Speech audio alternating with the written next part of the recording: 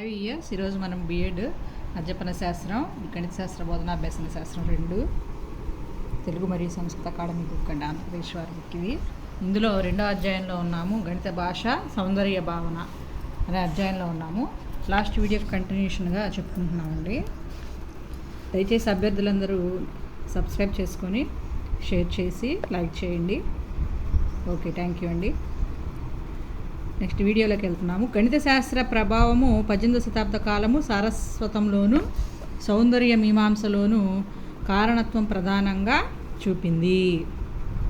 దాని ప్రభావంతో భాషను ప్రమాణీకరించే ప్రయత్నాలు జరిగాయి.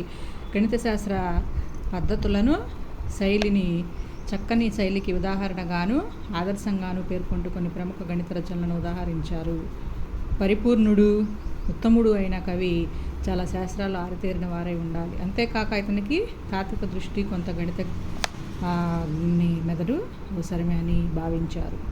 రేఖాగణితపు ఒక సిద్ధాంత నిరూపణలోని మాధుర్యాన్ని ఆస్వాదించే రసజ్ఞానమైన ఒక చిత్తరువు జీవకళలు ఉట్టిపడుతూ మూలాన్ని ముమ్మూర్తుల్లా పోలి ఉండడానికి విస్మయించింది రసజ్ఞానమైన ఒకటే. ఇవన్నీ ప్రకృతి ఉద్భవాలండి, కానీ రసజ్ఞానం మాత్రం అభేదం అని సర్ జాషువా రెనాల్డ్ అభిప్రాయపడ్డారు.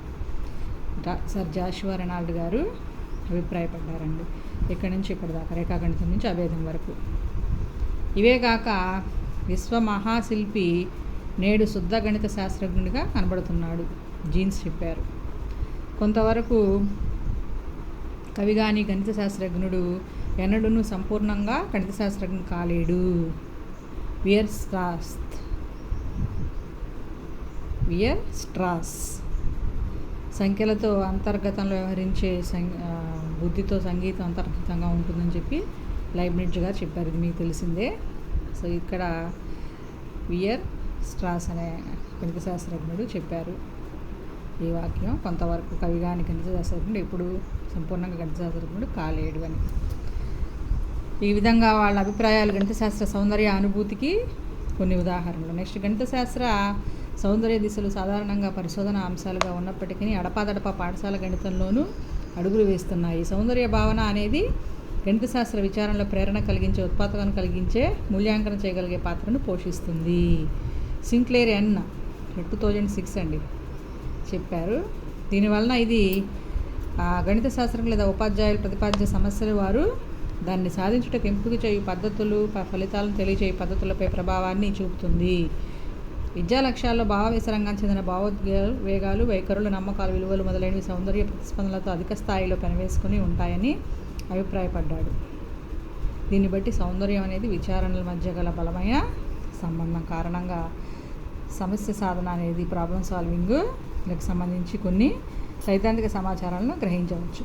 అంతేకాక సౌందర్య భావన గణిత శాస్త్రానికి చెందిన ప్రేరణ, మోటివేషనల్ ఆందోళన అంశాల ముఖ్యమైన ప్రశ్నలకు సంబంధించిందిగా కూడా తెలుసుకోవచ్చు. కానీ ప్రస్తుత పరిస్థితుల్లో ఉపాధ్యాయులు కానీ విద్యావేత్తలు కానీ పాఠశాల విద్యకు సంబంధించి సౌందర్య భావన అంశంతో వ్యవహరించడానికి తగిన ఏర్పాట్లలో లేరని చెప్పవచ్చు. నెక్స్ట్, సౌందర్య అనుభవ చరరాశులండి. Aesthetic experience variables. సౌందర్య అనుభవం అనేది దైనందిన అనుభవం నుంచి గుణాత్మకంగా భిన్నమైనది. చాలామంది ఈ విషయాన్ని అనేక రంగాల్లో విశ్లేషించారు. కప్చిక్, విజ్డన్లు 1996లో సౌందర్య అనుభవం అనే దాన్ని ఒకే వస్తువుపై శ్రద్ధ అంటే అటెన్షన్ మొత్తం కేంద్రీకృతమై ఇతర వస్తువులు, అంశాలు, దైనందిన ఆందోళనను అన్నిటినీ అణచి ఉంచు గ్రహింపులోకి తీసుకుని ఒక మానసిక స్థితిగా భావించారు. కొన్ని ప్రాథమిక చర్యల ద్వారా సారాంశంగా ఇది 3 లక్షణాలు కలిగి ఉంటుందంటండి. సౌందర్య అనుభవపు ప్రేరణ కలిగించు, కేంద్రీకరించబడి శ్రద్ధ కలిగిన అంశాల లక్షణం. అర్థ సంబంధముకు, ప్రతీకాత్మక, ఊహాత్మక అంశాల లక్షణం. సౌందర్యానుభవపు అసాధారణ భావోద్వేగ అనుభవాల అంశాల లక్షణం. సర్వసాధారణంగా చాలా సందర్భాల్లో కొందరు అందాన్ని చూడలేని చోట ఎక్కువ మంది పరంగా కూడా అందాన్ని చూడగలరు. దీన్ని సౌందర్య మేధస్సు అంటారు. ఇందులో ముఖ్యమైన భాగాలు సౌందర్యపు డిగ్రీ, అనుభవ లోతు, అందాన్ని ఎక్కువ చేసే సామర్థ్యం. ఈ 3 అంశాలు ప్రతి ఒక్కరిలో వేరువేరుగా జరుగుతాయి. నెక్స్ట్, సౌందర్యానుభవంలోని భాగాలను components: aesthetic, fascination, aesthetic, appraisal, aesthetic, emotion, fascination, appraisal, emotion, ఆకర్షణ, అంచనా, భావోద్వేగం. కొందరు విద్యావేత్తలు ఈ సౌందర్య అనుభవంలోని భాగాలను 3 విధాలుగా విభజన చేశారు.